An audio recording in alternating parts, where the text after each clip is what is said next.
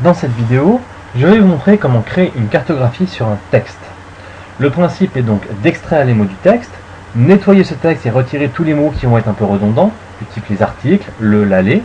Évidemment, le texte sera en anglais. De créer une sorte de première analyse qui va contenir des rapprochements entre les mots, c'est-à-dire quels sont les mots qui seront les uns à côté des autres, puis d'analyser ensuite ce réseau sur Gephi. Pour créer ce tutoriel, je me suis basé sur une publication plus ou moins scientifique qui a été publiée donc, il y a un bon bout de temps et qui n'est plus disponible a priori sur Internet. J'ai donc récupéré avec un système d'archives cette publication, j'ai regardé un peu la méthodologie qui était utilisée, je l'ai modifiée et récupéré certains des outils qui étaient présents dans la publication. Je vais donc vous présenter aujourd'hui une méthode qui fonctionne, que j'ai donc testée, et qui vous permet d'analyser un texte. Pour cela, nous allons avoir besoin d'un texte. Donc, de manière simple, le texte, je vais l'enregistrer sur un simple bloc-notes au format texte. Je vais aller donc sur PubMed, qui est un grand site de publication scientifique, et récupérer une publication scientifique au hasard. Donc, je ne sais pas, je vais taper Earth. Voilà, on obtient 194 000 publications. Je vais sélectionner ces publications en fonction du texte, ce qui propose donc une publication disponible en ligne, gratuite et sous format texte. Et je vais essayer quelques-unes de ces publications. Donc, par exemple, la publication sur l'IL 17A. Je me rends sur le site qui propose la publication, c'est peut-être un peu rapide, c'est l'utilisation de PubMed. Je vérifie que ma publication est donc bien présente sur le site internet.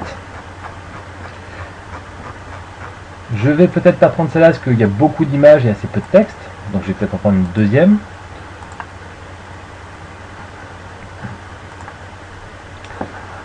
Je vois donc une deuxième publication complètement au hasard.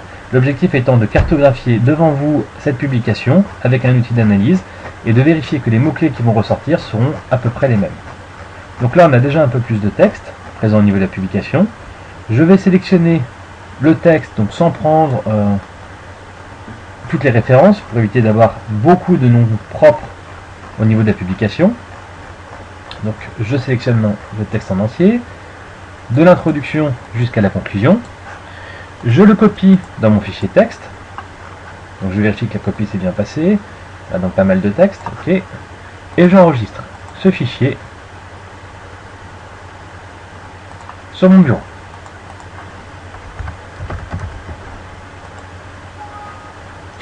Donc on m'annonce que certains caractères ne sont pas supportés, ils seront donc supprimés du document texte. Je ferme ce document. Dans une deuxième étape, nous allons donc analyser ce document texte. Pour cela, nous avons besoin d'un logiciel d'analyse. Le logiciel qui était présent dans la publication s'appelle Automap. C'est un logiciel qui est donc disponible sur Windows, mais aussi sur Linux. Je l'ai téléchargé et installé. Donc, lorsque vous ouvrez votre logiciel, il se présente sous cette forme-là. Vous avez une zone centrale pour le texte, des outils qui vont permettre, une barre de tâches qui va vous permettre d'effectuer différentes opérations, et des onglets à droite. Je vais donc ouvrir mon texte. Pour cela, je vais donc dans l'onglet Fichier, et je vais cliquer Importer un fichier texte. Je me rends donc sur le bureau, et j'ouvre ce document. Donc je garde les options de base, c'est-à-dire un texte qui va de la gauche vers la droite et du haut vers le bas. Le logiciel lance une première analyse, donc j'essaie de vous la prendre, voilà, importe le texte et vous l'affiche directement dans la page centrale. Donc je vérifie que c'est le bon texte. Présence studio investigative faite avec le mécanisme donc lipoacide. Et la publication que nous avons choisie, que je la retrouve, est présente ici. Lipoïque acide. Je vais maintenant faire une première transformation de ce texte. C'est-à-dire que je vais supprimer tous les mots communs, des mots inintéressants. Pour cela, je vais dans Pré-process et je vais lancer donc un pré-process toute opération. C'est-à-dire retirer les lettres simples, type les articles, retirer les pronoms, les verbes, les prépositions, enfin tous les mots qui vont nous servir à rien dans l'analyse. Ce que l'on veut garder pour l'analyse, en fait, ce sont uniquement les mots importants, type le nom des molécules, le nom de certains verbes, enfin uniquement des mots qui seront analysés, pas les mots de la langue de tous les jours. Donc on lance l'analyse, le texte est nettoyé. Voilà. On obtient donc tous les mots qui ont été supprimés, qui sont sous format XXX. Je lance d'autres types donc, de simplification du texte. Première simplification, je vais passer tout le texte en minuscule, pour éviter que si un mot commence une phrase, on le retrouve à la fois en minuscule et en majuscule. Mon intérêt, c'est d'avoir le même mot partout.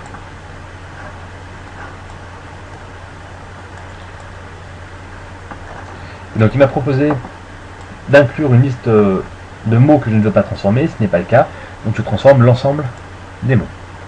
Deuxième préparation du texte, je vais supprimer... Alors, steaming, c'est un processus qui va vous permettre de transformer tous les verbes à la voix présente. On évite le futur, le passé, et tous les verbes qui restent au niveau du texte seront au présent. Je choisis l'un des algorithmes, un peu au hasard, et je lance mon analyse. Nous avons maintenant un texte qui est nettoyé, qui contient uniquement les mots importants. Donc vous pouvez par exemple voir mal, adulte, rat, underwent, 30 minutes, ischemia, follow. Uniquement quelques verbes, uniquement quelques mots. C'est les mots-clés qui vont nous intéresser pour notre analyse. Une fois que ces mots ont été rassemblés au sein d'un document de texte, nous avons donc une liste de mots, les uns vers les autres, ce qui n'est pas très utile pour Gephi qui a besoin de liens entre les mots. Je vais donc créer un fichier qui va contenir ces liens. C'est-à-dire que je vais prendre, le logiciel va créer une sorte de fenêtre qui va contenir 3 mots. Donc par exemple, 3 mots, je cherche 3 mots qui suivent, also, increase, expression. Il va vérifier que ces 3 mots, à l'intérieur de cette fenêtre, il n'y en ait pas 2 qui soient identiques. Si jamais il y en a 2 qui sont identiques, il va les noter dans le fichier, le mot d'entrée, le mot de sortie, et le fait qu'il y ait une répétition. Et il va se déplacer le long de tout le texte, c'est-à-dire qu'il va passer de also, increase, expression à increase, expression, OH-1. Et en déplaçant cette fenêtre tout le long du texte, nous allons obtenir un fichier qui va contenir le nombre de fois où 2 mots sont proches. Donc je génère un réseau sémantique classique et je l'enregistre donc sur mon bureau. Je choisis une taille de fenêtre de 3 mots et je confirme l'analyse. Le logiciel va procéder à l'analyse du texte et vous fournir un fichier qui contiendra les relations entre les mots au sein de votre texte. Donc l'analyse peut être un peu longue, je vais mettre sur pause en attendant que l'analyse finisse. L'analyse est maintenant finie, elle a pris environ 1 minute ou 2.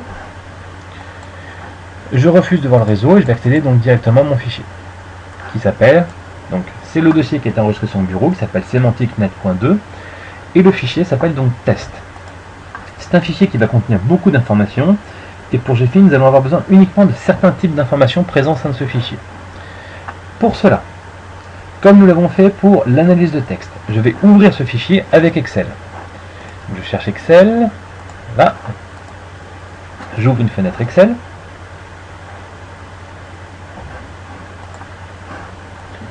donc un nouveau classeur dont je supprimerai peut-être après, classeur où j'importe mon document XML, donc il va me donner quelques alertes, sélectionner la manière d'ouvrir ce tableau en tant que fichier XML, pas de schéma, donc Excel va créer un schéma basé sur la source XML.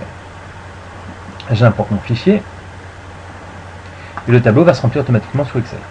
Donc comme je vous l'ai dit, il y a énormément de lignes, comme vous pouvez le voir, beaucoup d'informations et la majorité de ces informations seront inutiles.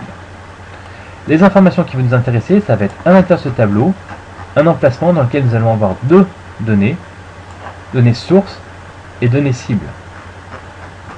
Je vais donc descendre un peu plus rapidement jusqu'à l'endroit où commencent ces données. C'est là où on va avoir des relations entre nos mots.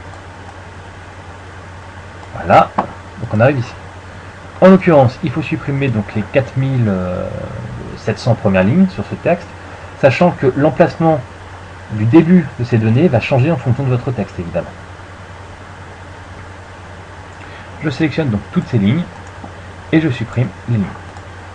Deuxième étape, je sélectionne les premières colonnes qui correspondaient à mes tableaux de données précédents, enfin les tableaux un peu plus au-dessus, et je supprime ces lignes. J'obtiens donc un nouveau tableau qui contient, donc j'oublie là, la source, je supprime aussi celle-là, la source, la cible, et quelques données, a priori nous n'allons pas garder.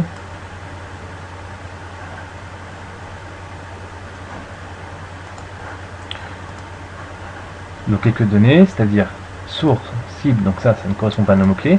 On voit bien concept, target. Ce qui nous intéresse, c'est donc human, organ, les mots-clés de notre texte.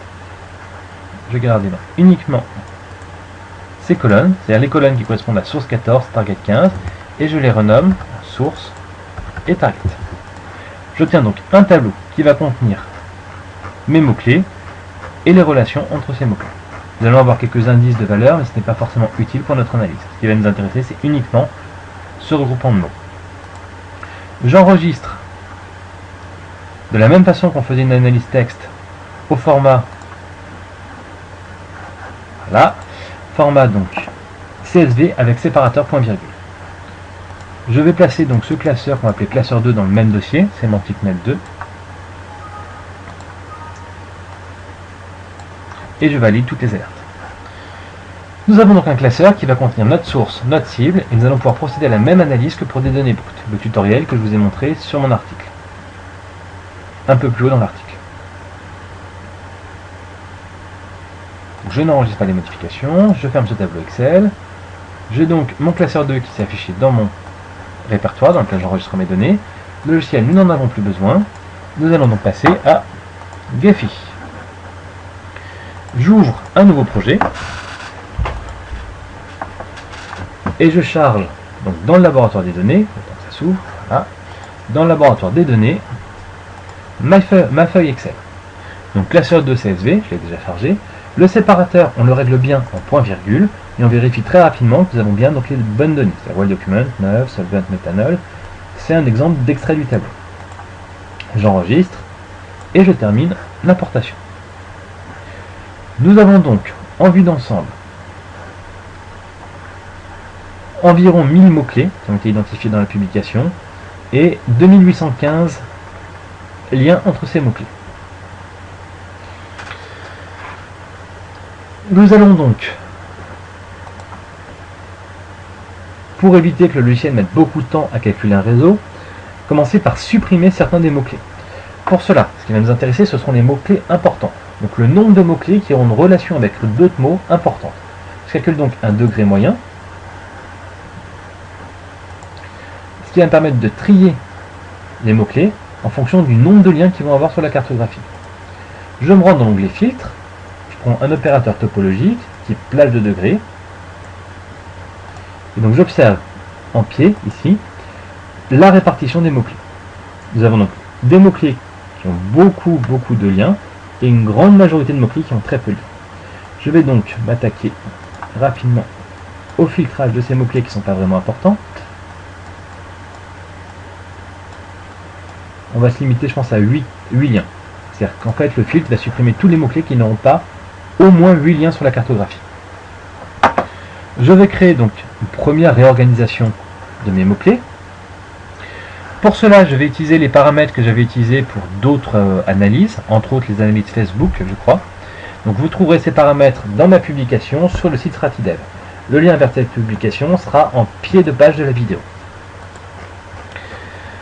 Donc les paramètres, je suis en train de parcourir l'article que je vous propose en ligne. Donc c'est force de répulsion 200 000. Force d'attraction 50. Pas d'autostabilisation. Un déplacement maximal donc de 1, c'est-à-dire la possibilité, une fois que deux mots-clés seront proches les uns des autres, de pouvoir se déplacer. Elle est assez réduite, elle est donc de 1. Une gravité importante, donc à 80, et un ajustement par taille pour éviter que des mots-clés proches passent les uns sur les autres. La vitesse est ensuite réglée à 5. On perd un peu en précision, mais on va accélérer l'analyse pour cette vidéo. Vous pourrez la laisser à 1 lors de votre analyse pour avoir un peu plus de précision, mais moi je préfère l'accélérer pour éviter justement d'avoir une vidéo qui dure trop longtemps. J'exécute l'algorithme, donc les différents mots-clés vont se placer sur la cartographie. Donc en temps réel, on voit le déplacement de chaque mot-clé en fonction du nombre de liens qu'il va avoir pour pouvoir organiser au mieux cette cartographie. Je mets sur pause 2 secondes, le temps que la cartographie se finisse. Le logiciel vient juste de finir le placement des différents points. C'est donc une opération qui a pris maximum 1 minute. J'arrête donc mon algorithme de placement et je vais maintenant rendre visuel l'information.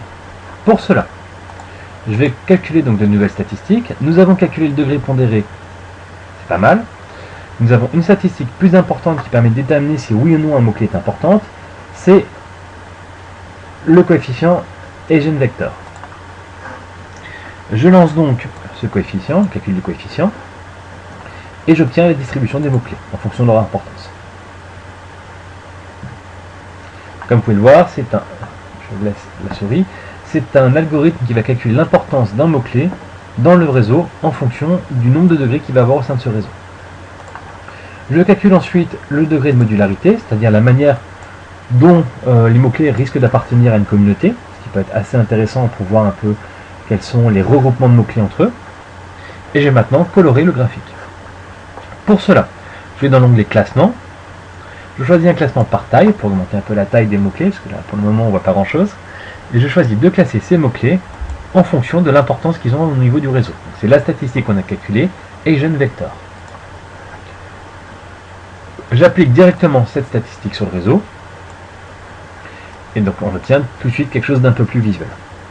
Les mots-clés importants étant les mieux représentés au niveau du réseau.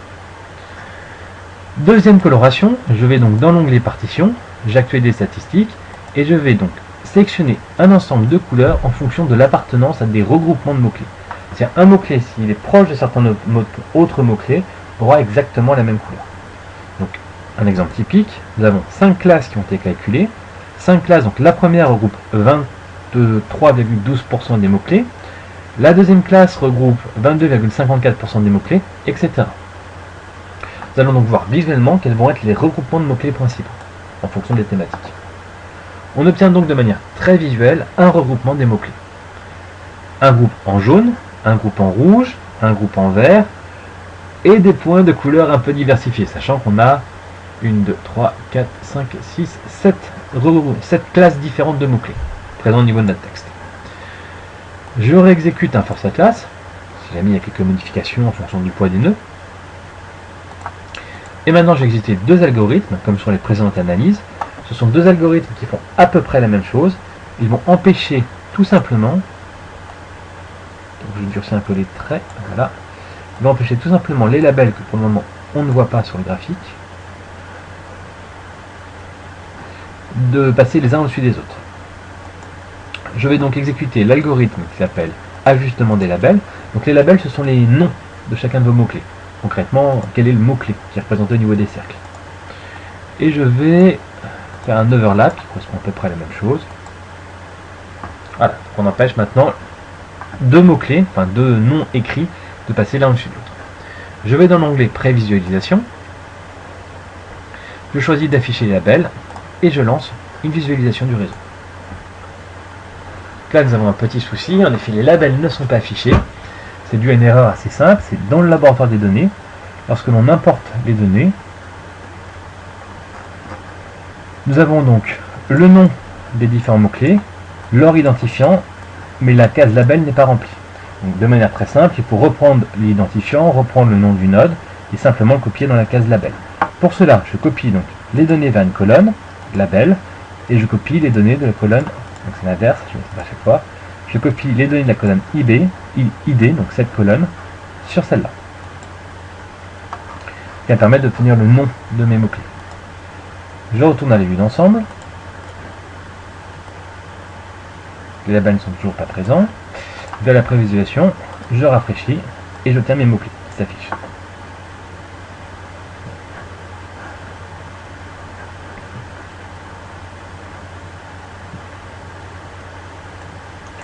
Donc les mots-clés sont assez importants, calculés en fonction de la taille. Je vais réduire un petit peu la taille pour que ça soit un peu plus visuel. Donc je rafraîchis. Je vais encore la réduire un petit peu. Voilà, donc là on a bien les mots-clés qui ne passent pas les uns au-dessus des autres. On voit bien quels sont les mots-clés principaux au niveau de la publication. Je vais supprimer courbe. Est-ce que ça a un intérêt? A priori non, on voit pas le sens des connexions. Donc je laisse les cours. Nous obtenons donc le résultat final, qui est une cartographie des mots-clés de votre publication. Maintenant, est-ce que cette cartographie va vraiment être intéressante? Je n'ai pas lu la publication, mais a priori, on parle de ferme, de carbaryl, de permétrile, et de l'analyse statistique, table, sample, show. Il y a des mythes présents dedans. Il y a une sorte de concentration, de détection, d'extraction. On pourrait supposer que ça soit une publication qui traite donc de différentes molécules chimiques au niveau des fermes et qui donc puisse toucher quelques animaux, dont les mythes, avec une analyse statistique. Nous allons donc maintenant revoir la publication scientifique.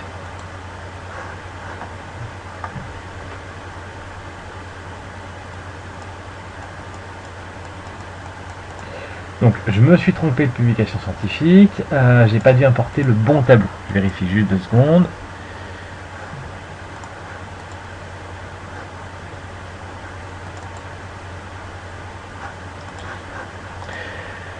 En effet, le classeur que nous avons importé donc pour cette publication correspond, je rafraîchis la visualisation, correspond donc à une autre publication, celle que j'ai testée pour faire l'article, qui est donc une publication présentant des pesticides qui touchent entre autres les mythes au niveau de la ferme, qui correspond bien aux mots-clés. Si je refais très rapidement une analyse, donc je vais mettre sur pause le temps de faire l'analyse, et vous montrer simplement le résultat final. Je viens donc d'importer le tableau avec mes mots-clés. Le tableau est déjà pré-labellisé.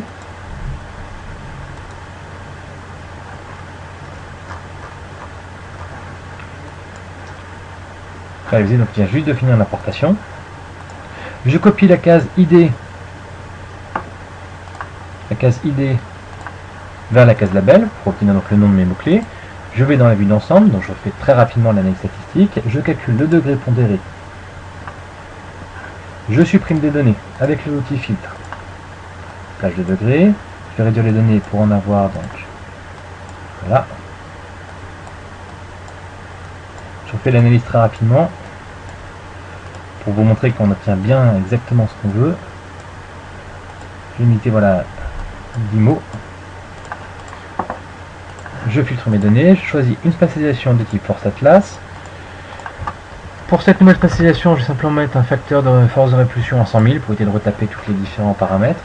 C'est un peu complexe. Ça permet d'aller un peu plus vite. Une fois que c'est fait, je refais mes statistiques, je calcule mes communautés, je calcule l'importance des nœuds de mon réseau. Je fais une partition en fonction des communautés. Je fais un classement de la taille en fonction de l'importance des nœuds de mon réseau, donc weighted degree, que je ne me trompe pas, agent vector centrality plutôt, j'applique mon coefficient. Comme les paramètres sont un peu différents, il vaut mieux donc se limiter peut-être à une taille de 70 au niveau du réseau. Voilà. Ajustement par taille pour éviter qu'ils se coupent les uns avec les autres. Je vais donc l'augmenter à 100. Voilà, on obtient nos différentes communautés en vert, en bleu, en jaune, en vert clair, en violet. J'utilise donc on observe bien les labels, cette fois on n'a pas de bug sur l'apparition des mots-clés. J'utilise quelque chose pour éviter que mes différents labels empiètent les uns sur les autres. Donc les deux algorithmes classiques, c'est-à-dire ajustement des labels et overlap. Et je lance ma prévisualisation, donc c'est très rapide, je vous ai montré assez rapidement comment on faisait le graphique. J'affiche les labels, je réduis la taille de mes labels, il ne faut pas oublier de rafraîchir à chaque fois, et j'obtiens ma nouvelle cartographie. Donc les mots-clés qui ressortent, c'est compare, increase, NRF2, MI, cardiomyocyte, myocardial, infarct, cardiaque, donc publication sur le cœur, traitant d'une molécule, avec un peu d'analyse nucléaire, produce, indus, donc analyse des effets des molécules, damage inflammation cell, test sur l'aura, Caspass 3. Donc on obtient une nouvelle représentation et je vérifie très rapidement que ça correspond à ma publication, donc celle qu'on avait choisie. Donc c'est ça, lipoïque acide sur le cœur avec donc, fonction cardiaque et test sur le rat. Donc c'est bien les résultats qu'on obtient sur notre analyse, on obtient bien les bons mots-clés qui sont présents au niveau de l'analyse, on peut bien observer que c'est une cartographie qui correspond à l'analyse de notre publication. Dans cette vidéo, je vous aurai montré deux exemples de cartographie d'une publication scientifique. C'est une méthode qui peut être appliquée à n'importe quel type de publication et qui vous permet donc d'analyser en temps réel, qui vous permet d'analyser les mots-clés présents dans un texte, sans avoir forcément le lire. Je vous remercie pour votre attention et je vous invite donc à découvrir les autres démonstrations que je fais au sein de mon article en cliquant sur le lien pointant vers l'article de mon blog.